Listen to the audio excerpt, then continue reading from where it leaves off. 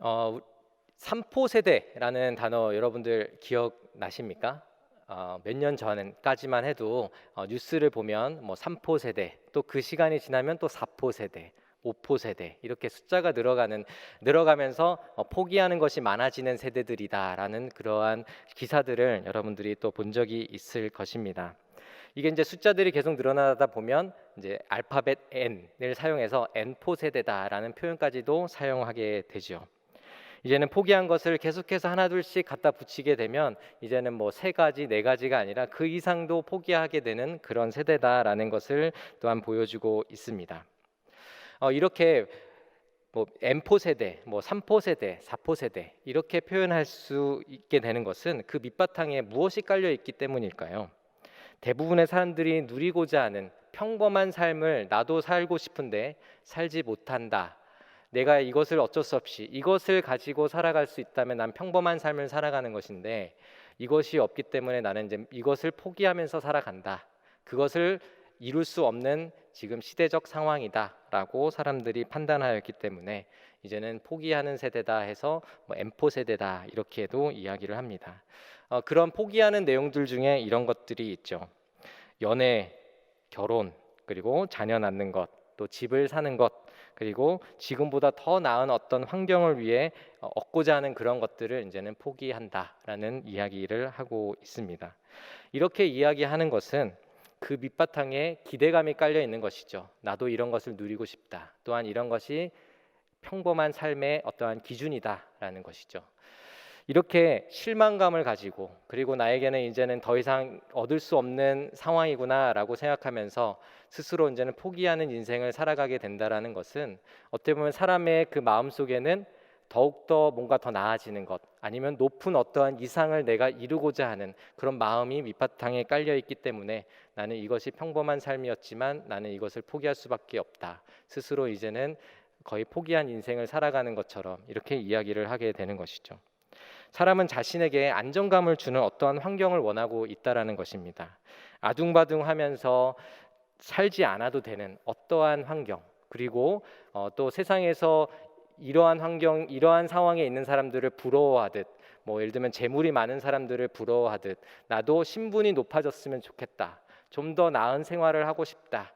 사람들이 부러워하는 삶을 좀 살아보고 싶다라는 그러한 생각이 밑바탕에 깔려 있고 그러한 기대감을 가지고 살아가고 있기 때문에 또 그것을 꿈꾸고 있기 때문에 우리의 마음속에는 때로는 그것을 얻지 못하여서 이제는 굉장히 슬픈 현실이다라고도 이야기를 하는 것이죠. 좀 더 소박한 꿈을 꾼다고 한다면 뭐 이런 것일 겁니다. 지금보단 조금 환경이 나아지는 것, 이 정도도 나는 이룬다면 나는 행복할 거야라는 그런 생각을 하게 되는 것이죠. 그리고 제때에 승진하거나 아니면 조금 늦더라도 나는 승진해서 오랫동안 직장 생활하면서 경제 생활을 할 수 있게 된다면 그것만 해도 나는 소박한 꿈이 꾸고 있는 것이다라고 이야기를 하게 되겠죠. 그러나 그런 것들이 만약에 이루어지지 않는다면 나에게는 뭔가 신분 상승 아니면 좀 더 나은 어떤 지위에 올라가는 것을 이제는 포기하면서 살아가는 그러한 인생을 살아가는 자다. 이렇게 스스로 생각하게 된다라는 것이죠. 이것이 어떻게 보면 되게 시대적인 상황인 것도 같습니다. 그런 이러한 기대와 꿈은 사실은 영원하지 않은 것이죠. 세상 사람들이 그것을 추구한다라는 것은 영원하지 않은 것, 그리고 완전히 내 것이 될 것 같아서 막 움켜쥐려고 하지만 실제로는 내 것이 되지 않는 그런 것들을 계속해서 추구하면서 살아가고 있다라는 것을 우리는 보게 됩니다. 마치 신기루처럼 완전히 잡힐 듯한 것 같은데 잡힐 것 같은데 잡히지 않고 사라져 버리는 것들, 이런 것인 거죠. 그런데도 우리는 인생의 전부인 것처럼 이것을 붙잡고 살아갑니다. 영원한 것을 놔두고 영원하지 않은 것들을 붙잡으려고 애쓰면서 나에게는 좀 더 높아지는 어떠한 자리에 올라가고자 하는 꿈을 꾸게 되는 겁니다. 잡으려고 그렇게 애써서 손에 쥐었는데 결국은 완전히 내 것이 되지 못하고 또 영원히 내 것이 되지 못하는 이유가 있죠. 그것은 생을 마감할 때는 이제는 어느 것도 가져갈 수 없기 때문입니다. 아무것도 들고 갈 수 없기 때문이죠. 바울은 오늘의 본문을 통하여서 그리스도인들에게 주어진 그런 영원한 신분, 세상에서 취하여 내가 뭔가 높아지고자 하는 것, 그것이 아니라 영원한 신분이 무엇인지, 그리고 사라질 것을 가지고 살아가는 것이 아니라 사라지지 않는 것, 영원한 것을 가지고 살아가기를 원하는 그 바울의 마음이 오늘 본문에 나타나고, 또한 그것이 갈라디아 성도들에게 또한 그것이 깨달아지기를 바라는 마음으로 이 본문을 이야기한다라고 할 수 있겠습니다. 그리고 그 신분에 맞는, 하나님께서 주신 그 신분에 맞는 그것이 무엇인지, 또 그런 것, 어떤 것을 누려야 하는 것인지를 이야기해주고 있는 것이죠. 바울은 앞부분부터, 우리 4장 1절부터 이야기하고 있는 것은 성도의 과거의 율법 아래 있었던 종의 삶을 보여주고 있습니다. 바울은 그 시대에 있었던 어떤 후견인 제도라는 것이 있었는데, 그것을 가지고 우리의 신분이 과거에 어떠했었는지 그것을 이야기해주고 있죠. 우리는 본래 어떠한 신분을 가진 자였습니까? 바로 종의 신분을 가진 자였습니다 라고 이야기하고 있습니다. 1절과 2절, 3절 제가 읽어드리겠습니다. 내가 또 말하노니 유업을 이을 자가 모든 것의 주인이나 어렸을 동안에는 종과 다름이 없어서 그 아버지가 정한 때까지 후견인과 청지기 아래에 있나니, 이와 같이 우리도 어렸을 때에 이 세상의 초등 학문 아래에 있어서 종 노릇 하였더니. 아멘. 바울은 후견인 제도를 가지고 이방인이 믿음으로 구원받기 이전의 상태를 보여주고 있습니다. 어떤 상태인가요? 세상의 초등학문 아래에서 종로를 타는 상태다라고 하는 겁니다. 당시에는 후견인 제도, 또 혹은 후견인 혹은 또한 교사가 그 어떤 주인의, 그 집의 주인의 아들, 그 아들을 가르치고 규율로 훈육하는 그러한 제도가 있었던 것이죠. 그것을 해야 했었던 것은 아버지의 상속을 받기 전까지에 받는 교육을 위한 것이었습니다. 그래서 아버지의 상속을 받기 전까지 그 후견인의 밑에서, 교사의 밑에서 그것을 배우게 했던 것이죠. 주인의 아들은 어렸을 동안에는 종처럼 구속되며 살아갑니다. 자유를 얻지 못하며 살아갑니다. 바울은 이것과 같이 이방인으로 살다가 그리스도인이 된 갈라디아 성도들, 그 성도들은 본래 초등학문 아래에 종노릇하면서 살았다. 초등학문의 지배를 받고 살았다. 또한 그 학문의 영향을 받으며 살았다. 그래서 결코 그것에서부터 자유롭지 못한 삶을 살아왔다라는 것을 말해주고 있는 겁니다. 학자마다 초등학문은 무엇인가, 무엇을 빗대어 말하는 것이냐라는 것에 대한 의견이 분분한데요. 신들에 의해서 일어나는 어떠한 우주의 현상을 믿는 그런 천체학이나 점성술 같은 그런 것이다라고 이야기하는 학자들도 있습니다.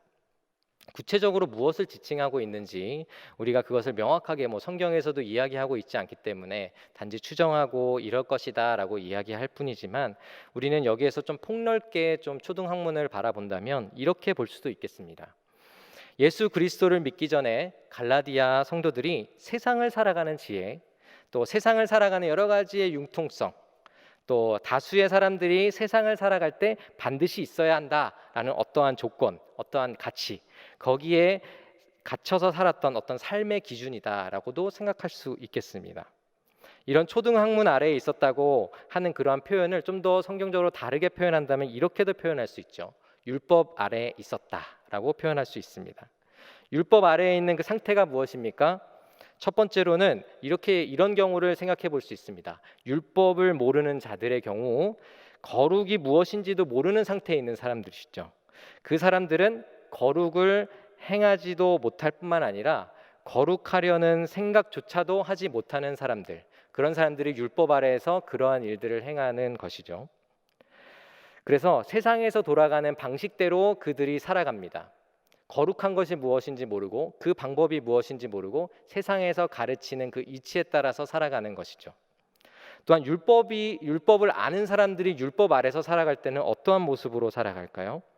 거룩이 무엇인지는 율법을 통해서 알긴 하지만, 그러나 거룩을 행할 수 없는, 온전히 거룩을 행할 수 없는 상태, 그 상태에서 살아가는 자들이겠죠. 율법은 이들에게 거룩하지 못한 것을 거울로 보여줄 뿐입니다.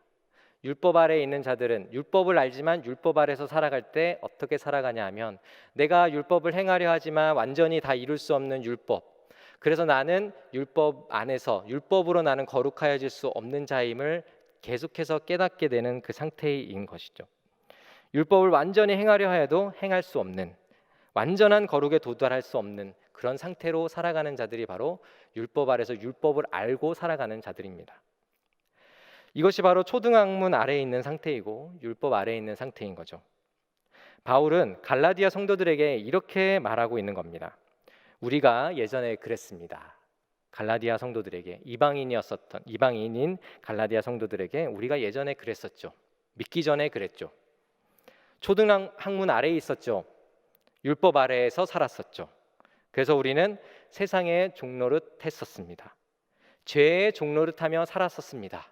이렇게 그 성도들을 향해서 말해주고 있는 겁니다. 바울은 그땐 그랬지라고 하면서 갈라디아 성도들의 그 과거를 꺼냅니다. 왜일까요?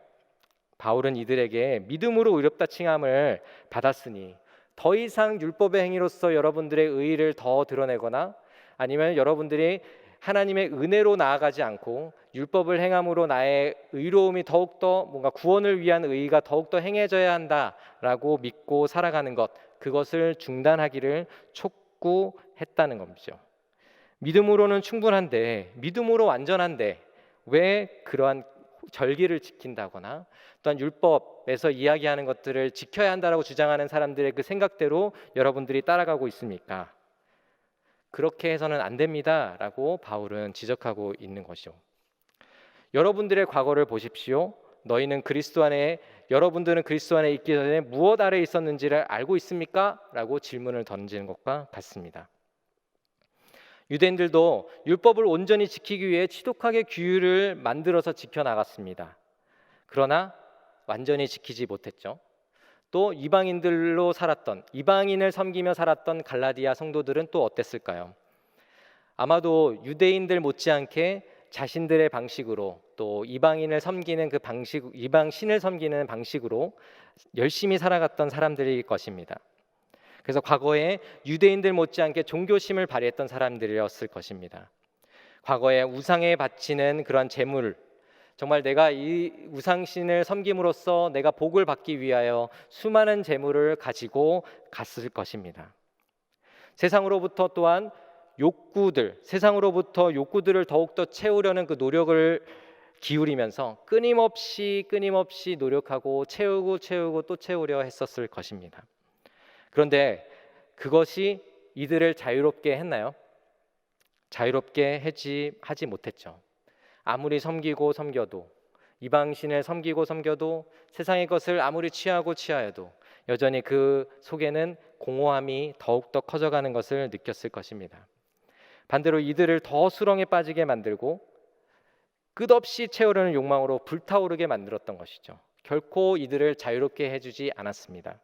이것이 율법 아래에 있었던 그 삶이라는 것을 바울은 갈라디아 성도들을 향하여 그것을 기억하게 하고 그것을 우리 성도들의 과거들을 다시 소환하게 만들었던 거죠. 우리가 그런 율법 아래에 살아가는 삶, 또 우리 세상의 이치대로 살아가는 삶의 모습이 어떤 것인지를 좀 제가 생각해 봤는데요. 뉴스에서 종종 재벌가 안에서 벌어지는, 재산을 놓고 벌어지는 싸움을 여러분들 뉴스를 통해서 본 적도 있으실 겁니다. 우리는 그런 뉴스를 보면서 속으로 이런 생각을 하죠. 그 정도 가졌으면 충분하지 않나? 왜 그 재산을 가지고 그렇게 형제들하고 싸우는지, 또 경영권을 놓고선 그렇게 싸우는지 모르겠다. 우리라면 이걸로도 충분하다 생각하고 이것 안에서 뭔가 해보려 하는 노력을 했을 텐데 라고 하면서 우리 마음속에 그런 생각을 품게 되겠죠. 아마 여기에 계신 모든 분들이 같은 마음이었을 것입니다. 그런데 아무리 많은 것을 가져도 그것에 만족하지 못하는 것은 우리가 율법 아래에 있고 또한 세상의 종로를 타고 있는 상태임을 이러한 사건들을 통해서 보여주는 것입니다. 그런데 절대로 율법 아래 살아가며 죄의 종로를 타며 살아갈 수밖에 없는 우리에게 후견인과 교사의 손에서 벗어나 아버지의 유업을 이을 그 상속자가 되는 그 길을 열어주셨다라는 것을 바울은 이어서 말해주고 있습니다. 어떻게 말씀하고 있는지 저희가 함께 4절과 5절을 읽도록 하겠습니다. 시작. 때가 차매 하나님이 그 아들을 보내사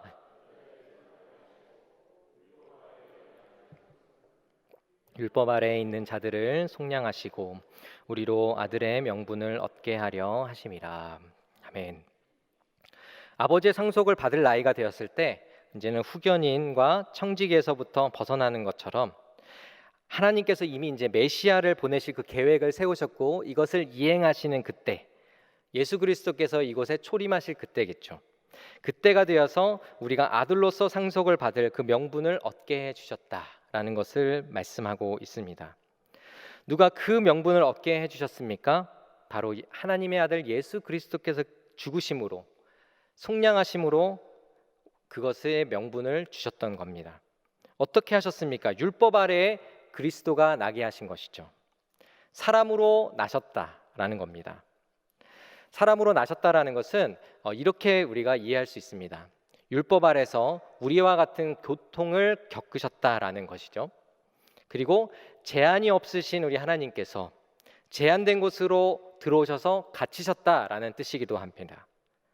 그리고 시간과 공간, 시간에서와 공간에서 모든 곳에서 초월하시는 하나님께서 시간 안에 들어오심으로 스스로 제한을 받으시는 거죠. 공간 안으로 들어오셔서 스스로 제한을 받으시는 것, 이것이 또한 율법 아래에 들어오신 것입니다. 뿐만 아니라 예수님도 우리와 같은 시험과 유혹을 당하셨다라는 것, 이것이 바로 율법 아래에 놓이신, 율법 아래에 들어오신 예수 그리스도를 이야기하는 것입니다. 왜 이렇게 하신 겁니까? 우리가 하나님의 아들, 하나님의 자녀, 하나님의 상속자가 되게 하시기 위하여 그리스도께서 그렇게 하셨다라는 겁니다. 그런데 본래 죄인인 우리는 하나님과 원수가 될 수밖에 없죠. 본질적으로 하나님의 진노를 받을 대상이었습니다. 에베소서 2장 3절에 이렇게 말씀합니다. 제가 읽어드리겠습니다.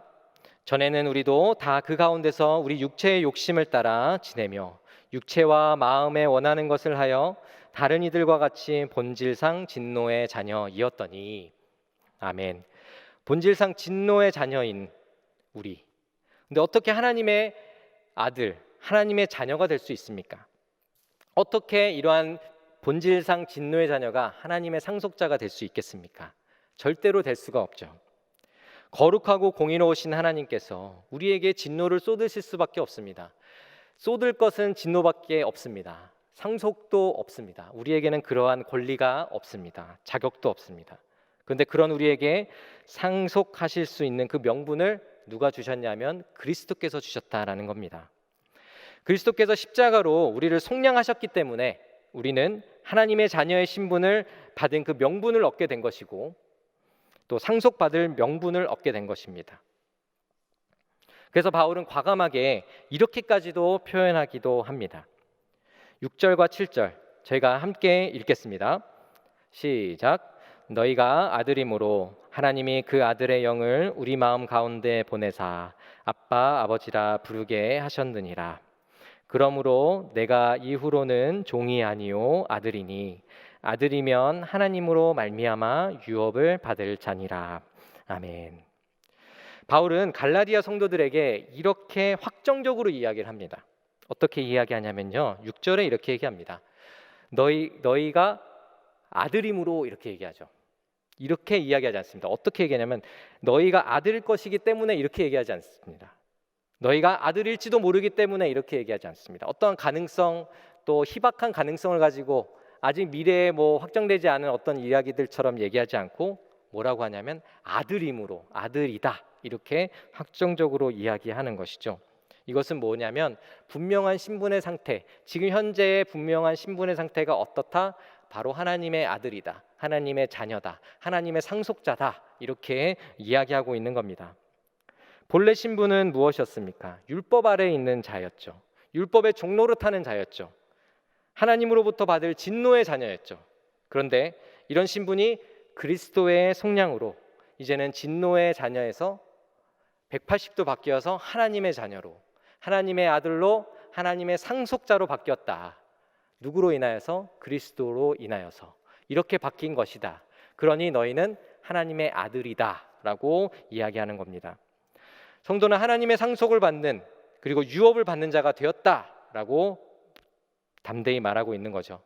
하나님의 아들로서 썩지 않을 것을 유업으로 받게 되는 그 상속자가 우리가 된 것입니다. 영원한 것을 상속받는 그런 상속자가 된 겁니다. 이 상속을 받는다라는 것은 큰 의미가 있는데요. 좀 이런 것도 한번 생각해 보았습니다. 아들이 2명이 있습니다. 근데 만약 아버지가 큰 아들에게만 전부 모든 재산과 유산을 다 상속한다면 둘째 아들은 어떻게 되는 걸까요? 아버지께서 아들에게 줘야 할 그 상속을 하지 않는다면 아들은 또 아들로서의 받을 그런 권리가 있음에도 불구하고 받지 못하는, 어떻게 보면 아들로서 완전히 인정하였다라고 생각이 들지 않겠죠. 이와 비슷한 사건이 구약 성경에도 있습니다. 이삭과 이스마엘입니다. 이삭을 놀리는 이스마엘 때문에 사라는 하갈과 이스마엘을 내쫓으라고 아브라함에게 말하죠. 이때 이렇게 말합니다. 창세기 21장 10절입니다. 그가 아브라함에게 이르되 이 여종과 그 아들을 내쫓으라. 이 종의 아들은 내 아들 이삭과 함께 기업을 얻지 못하리라 하므로. 이렇게 사라가 이야기를 하는 겁니다. 나중에 하나님은 이렇게 말씀하십니다. 사라가 말한 대로 하여라, 이렇게 아브라함에게 말씀하십니다. 아브라함의 피가 흐르지만 이스마엘은 상속을 못 받는 자죠. 하갈을 통해 낳은 아들이라고 말은 할 수는 있어도 하나님이 아브라함을 통해 내가 너에게 유업을 주겠다, 그 상속이 계속해서 흘러가게 될 것이다, 너희 자손이 그것을 받게 될 것이다, 복을 받게 될 것이다 했던 그 언약은 누구를 통해서만 흘러갈까요? 그 상속받은 이삭을 통해서만 흘러가게 되어 있는 것입니다. 우리의 신분이 이와 같다라는 거죠. 하나님의 상속을 받는다라는 것은 우리는 하나님의 아들의 신분을 가졌다라는 것을 말하죠. 그런데 하나님의 아들 된 신분은 한 가지의 특징이 있습니다. 무엇이냐면 절대로 바뀌지 않는다라는 겁니다. 한번 하나님의 아들이 되고 상속자가 된 이후에는 결코 바뀌지 않는다라는 겁니다. 바뀔 수가 없다는 것입니다. 결코 흔들릴 수 없는 변함없는 진리이다라는 것입니다. 왜일까요? 예수 그리스도께서 행하신 그 일을 이 증거가 되는 것이죠. 또 명분이 되어서, 그것이 명분이 되어서 우리에게 주어진 신분이기 때문에 우리에게 주어진 그 상속, 또 상속자의 신분을 얻고 난 후에는 결코 그것은 아무도 흔들 수 없습니다. 왜냐하면 예수 그리스도께서 이것을 위하여 그렇게 하셨기 때문이죠. 게다가 누군가 그 신분을 더욱더 확증해 주시는 분이 계십니다. 누구십니까? 바로 성령 하나님이시죠. 6절을 저희가 한번 같이 읽어보도록 하겠습니다. 시작. 너희가 아들이므로 하나님이 그 아들의 영을 우리 마음 가운데 보내사 아빠 아버지라 부르게 하셨느니라. 아멘. 너희가 아들이므로, 그리고 어떻게 될까요? 그 아들의 영, 누구입니까? 그리스도의 영, 또 다시 말하면 성령 하나님. 성령 하나님께서 우리 마음 가운데 들어오셔서 이제는 하나님을 뭐라 부릅니까? 아빠, 아버지라고 부르게 된다, 부르게 하셨다, 이렇게 말합니다. 6절에서 보면 이렇게 너무나도 성령 하나님께서, 이제는 우리가 감히 하나님께 나아갈 수 없는, 유대인들은 하나님을 여호와라고도 이름을 부르지 못하는 그러한 두려운 하나님에서 우리는 아빠, 아버지라고 부르며 나아갈 수 있는 그러한 신분으로 우리를 완전히 바꾸어 주셨다. 그것을 결국 누가 확증해 주시냐면 성령 하나님께서 그렇게 해 주셨다라고 말하고 있는 것입니다. 아들로서 이러한 영광스러운 그런 지위를 우리가 얻게 되었는데, 그리고 갈라디아 성도들도 또한 그 영광스러운 신분을 얻게 되었는데, 갈라디아 성도들은 그것을 그냥 내팽개치려고 하는 것이죠. 그 신분을 너무나도 가볍게 여겼던 것입니다. 그래서 바울은 8절과 9절에서 이렇게 이야기를 하죠. 제가 읽어드리겠습니다. 그러나 너희가 그때에는 하나님을 알지 못하여 본질상 하나님이 아닌 자들에게 종노릇하였더니 이제는 너희가 하나님을 알 뿐 아니라 더욱이 하나님이 아신 바 되었거늘 어찌하여 다시 약하고 천박한 초등학문으로 돌아가서 다시 그들에게 종노릇하려 하느냐, 이렇게 말합니다. 성삼위 하나님께서 상속자로 삼기 위하여 계획하시고 또한 속량하시고 보증하시는 이 일을 하셨음에도 불구하고 갈라디아 성도들은 하나님의 아들의 신분을 얻기 전 상태로 돌아가려고 하는 것이죠. 삼위 하나님께서 이 모든 일을 하신 그 복음, 그리고 믿음으로 얻은 그 놀라운 의, 그리고 놀라운 아들됨의 은혜에 비한다면 초등학문은 뭐라고 표현합니까? 약하고 천박한 것이라고 바울은 이야기를 합니다. 사람은 추구하는 방향이 있습니다. 무엇을 추구하냐 하면 완벽한 것을 추구하죠. 좀 더 나은 것을 추구합니다. 예를 들자면 이런 겁니다. 우리가 스마트폰을 사용해도 이제는 뭐 몇 년, 5년 뭐 이렇게 되면 이제 오래됐네, 새 것 좀 바꿔줘야지라고 하고 새 것을 바꾸죠. 그거는 이미 더 나은 것, 좀 더 뭔가 좋은 점들이 더 들어오고 그다음에 안 좋은 것들은 더 개선되는 그런 제품들을 우리는 선택하게 되지 않습니까? 더욱 더 나아진 것, 완전한 것, 더욱 좋은 것을 우리는 선택하게 되어 있습니다. 그런데 갈라디아 성도들은 어떤가요? 이렇게 완전하고 너무나도 영광스럽고 이제는 우리가 스스로 애써서 얻은 것이 아니라 우리에게 은혜로 주어진 그 신분을 버리고 다시 내가 율법으로 행하고 뭔가 노력하여 그것을 얻으려 하는, 의를 얻고 그로 인해서 하나님의 아들이 되고자 하는 그러한 노력으로 하는 그 천박한 초등학문으로 그 예전의 구버전으로 계속해서 넘어가려고 하는 것이죠. 되돌아가려고 하는 것입니다. 이것처럼 사람은 계속해서 더 나은 것을 추구하는 그런 사람임에도 불구하고, 그런 습성을 가지고 있음에도 불구하고 이상하게도 이러한 우리의 정말 은혜에 대해서는 반대로 우리는 거꾸로 돌아가려고 하는 이상한 그 반응을 우리는 나타나게 된다라는 것을 지적하고 있는 겁니다. 바울은 약하고 천박한 초등학문, 율법으로 돌아가서는 안 된다, 이렇게 말하는 분명한 이유가 있습니다. 그것은 하나님이 아신 바 되었다라는 것 때문입니다. 하나님이 아시는 것의 그 힘이 얼마나 큰지 여러분들 아십니까? 하나님이 아시는 것, 그거 하나만으로 180도 뒤집힐 수가 있다라는 거죠. 사람이 뒤집을 수 없는 일을 누가 하시냐면 하나님께서 하신다라는 겁니다. 마태복음 7장 23절에 이런 말씀이 있죠.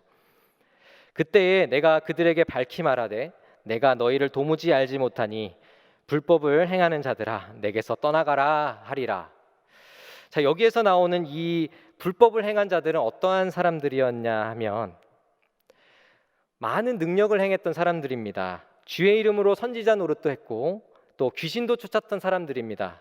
우리가 보았을 때는 와, 엄청난 능력을 가지고 있는 사람이네. 이 사람들은 분명 하나님이 선택한 자가 맞을 거야. 그리고 구원받지 않을 수 없는 그런 사람들이지. 이 사람들은 분명히 구원받은 자일 거야 라고 우리는 겉으로 보았을 때는 그렇게 생각하겠죠. 그러나 하나님이 보았을 때는 도무지 모르겠다, 나는 너희들을 모르겠다라고 말씀을 하십니다.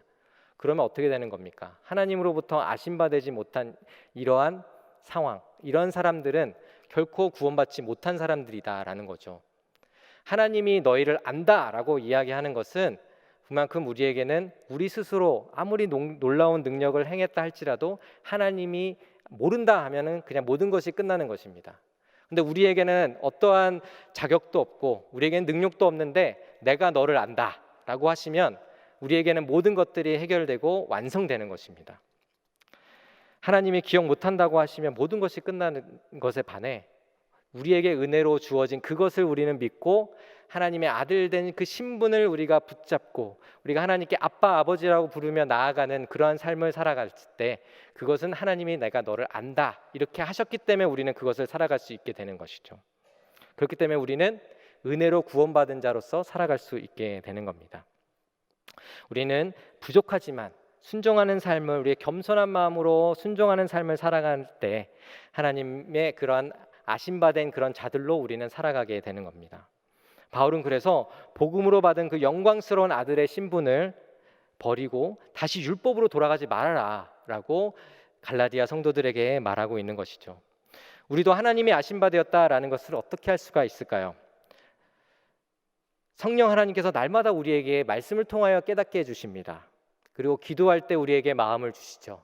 더욱더 하나님, 우리가 회개해야 할 때 회개하고 또 하나님께서 구하라 하실 때 구하기 원하시는 것들을 우리는 구하기 시작합니다. 또 말씀을 들을 때 우리는 더욱더 그것을 깨닫게 해주시고 우리는 그 말씀대로 순종하고자 합니다. 이것을 통하여 성령 하나님께서 우리와 함께하고 계시고 우리 마음 가운데 계신다라는 것을 우리는 깨닫게 됩니다. 그때 우리는 어떤 마음도 더 확신하게 되냐면 우리가 하나님의 아심받은 자구나, 이렇게 우리 또 깨닫게 되는 거죠. 성령이 우리를 떠나가지 않으시게 하시기 위하여 우리는 더더욱 하나님께 기도하며 더욱더 우리의 주님의 마음으로 정말 나아갑니다. 주님 도와주십시오. 주님의 은혜로 제가 주님을 붙잡습니다. 라고 우리는 기도하며 나아갑니다. 우리가 그렇게 구하며 나아갈 수 있는 것은 하나님이 우리를 아시기 때문이죠. 또한 예수 그리스도께서 속량하시고 그 다음에 성령 하나님께서 우리를 보증하여 주셨기에 담대히 우리는 하나님께 구하며 하나님이 우리를 또한 그 성령 하나님과 우리 예수 그리스도를 보심으로 우리를 내가 너를 안다 이렇게 말씀하고 계시는 겁니다. 누가복음에 이런 이야기가 있죠. 우리 탕자의 비유가 있죠. 둘째 아들과 또 우리 그 가문에 또 큰 아들이 있습니다. 큰 아들은 아버지의 것을 많이 누리며 살았죠. 근데 둘째 아들은 아버지의 상속을 미리 받아 나가서 모든 것을 탕진하고 돌아옵니다. 그때 그 둘째 아들은 마음속으로 이러한 마음을 품죠. 내가 그냥 아버지의 종으로 살아도 좋다. 내가 돌아가자. 이렇게 마음을 먹고 돌아갑니다. 근데 둘째 아들을 아버지는 어떻게 받아주나요? 종으로서 받아주시나요? 아니면 아들로서 받아주시나요? 아들로 받아주죠. 종의 신분으로 살기를 원하는 그 아들은 그렇게 돌아왔지만 아버지는 그 아들을 아들로서 다시 받아줍니다. 둘째 아들을 잃었다가 다시 찾은 아들로서 너무나도 그 아들과 함께 내가 가진 모든 것들을 상속하는 상속자로서 그 아들을 주게 되는 것이죠. 이것이 우리의 모습과 같은 겁니다. 우리에게는 아무것도 자랑할 것 없고 우리가 하나님 앞에 진노의 자녀로밖에 우리는 살아갈 수 없는 자들이었는데 그리스도로 인하여 또 성령 하나님으로 인하여 우리가 종으로 살아가는 것, 하나님의 종으로 살아가는 것도 우리에게는 감사하지만 더욱더 높은 신분, 하나님의 아들로서, 하나님의 자녀로서, 하나님의 상속자로서 우리를 받아주셨다라는 것입니다. 말씀을 정리하겠습니다.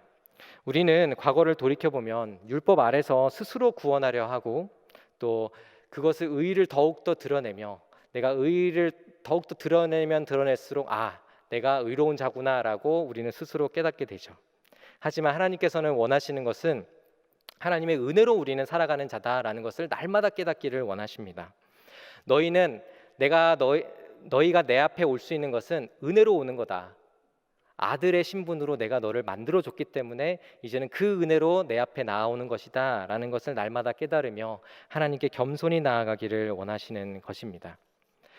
우리가 세상을 살아갈 때 어떤 마음으로 살아가야 할까요? 우리는 누구에게 우리의 의의를 증명하려기보다는 우리가 그저 하나님 앞에 거하기를, 하나님 안에 살아가기를, 하나님의 은혜로 살아가기를 우리가 구하며 하나님 앞에 나아가는 것입니다. 그리고 우리의 삶을 그렇게 살아가는 것입니다. 우리가 스스로 율법을 지켜서 높아질 수 없죠. 그것을 깨달으면 깨달을수록 더욱더 하나님의 은혜만을 바라봅니다. 하나님께서 나를 아들로 삼아주신 것, 그 은혜 하나만으로 내가 주님만을 바라보며 나아갑니다 라고 우리는 고백하며 나아가기를 원하시는 겁니다. 세상에서는 이렇게 해야 됩니다, 저렇게 해야 됩니다, 높아져야 됩니다 라고 이야기하는 그 거짓말에 속지 않고 나의 나 된 것은 무엇 때문이다? 오직 하나님의 은혜 때문임을 우리는 고백하며 정말 하루하루 정말 하나님의 주시는 은혜와 능력으로 또 우리에게 주시는 상속자, 정말 영원한 것을 우리에게 주시기로 약속하신 제가 하나님의 은혜를 저희들이 하나님께 구하며 나아가는 우리의 성도님들 되시기를 주님의 이름으로 축복합니다.